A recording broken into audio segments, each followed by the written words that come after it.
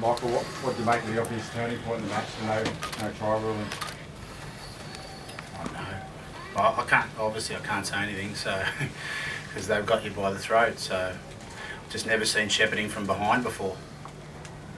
And then, look, you know, I suppose before any of that, though, we've got to own our mistakes, right? So if we turn the ball over too much, we made a lot of football, we played a lot of rugby. We know that New Zealand are very good on turnover, counter-attack. And we made a lot of good play and then turned the ball over and allowed them to score. That's it, simple. So we got to own that first before we start thinking about the turning point and all that business, because we can only call it a turning point if we lose by less than one score, perhaps. I know there's the ramifications of the game, but at the end of the day, too, someone's got to own those mistakes as well, you know, so we'll see what happens. We'll see if World Rugby come out with an announcement or anything like that. Stephen, did you have a real belief at that point in the match you might have been able to sort of kick on? Yeah, it was a key point in the game. We were right in it, so I can't recall exactly, but I think pretty much all their tries were from turnovers, apart that charge down as well. So we knew that part of the game was really important. As Czech said, we just probably gave it away a little bit too many times there when we were right in the mix. In terms of your attack, Michael, was that as pleasing as you've seen this year?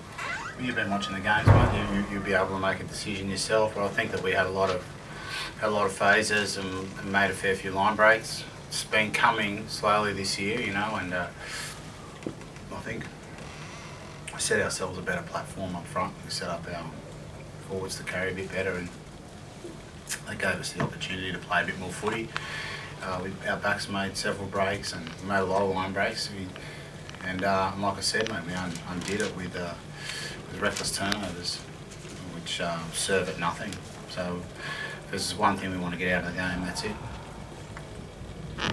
Just wait, something's on crutches at the moment, but that'll be just precautionary, and then we'll take a look when tomorrow comes and they'll get scans and we'll see how they go. Michael, do you have a comment on what the All Blacks have been able to achieve with their 18 wins in a row? Oh, mate, I don't think they really want my comment anyway. You know, well, no, they don't. You know, they dressed us up as clowns today, so they wouldn't really want our comment. I don't think they respect our comment anyway, so we won't make one. When you say they dressed you up as clowns, what? It was on the front page of the paper, bro. So they dressed us up as clowns. Yeah, but the All Blacks didn't do that. Paper well, that's where I think that's the same guy who reported the supposed bug, isn't it, as well? Where'd that come from? You know what I mean? So that's the way it is. That's fine, but they don't need our comments. They don't need. We obviously go out there to play the game with them, and they're an unbelievably good team. Right? They're so strong. Their bench is very strong. They come on and finish games. The way they play the game is outstanding. No doubt about that. But I don't think they need our comments. So reading between the lines, do you take that as a mark of disrespect? That illustration in the paper today? No, mate, just, you know. Yeah, well, I did, mate. Yeah, absolutely. They put the crest on, you know, that's our crest, and, you know, our stuff. I think there's look, it's no big deal, really. But at the end of the day, you asked me about the comment, and like I said, if we get back to the question, I don't think they really need, they don't want my comments, or our comments. They're not interested in them. They've achieved what they're achieving, and they're going extremely well. Full credit to them. Stephen, are you able to elaborate on what you thought of that illustration and what the team thought of something like that? I don't want to talk too much about it, but you know, when I think about the way the jersey's portrayed in that picture, you know, for everyone that's pulled that on in the history of the Wallabies, I think that's pretty disrespectful. The New Zealand commentators. But you can't mean they won the game, so they're the ones laughing. So what do you do?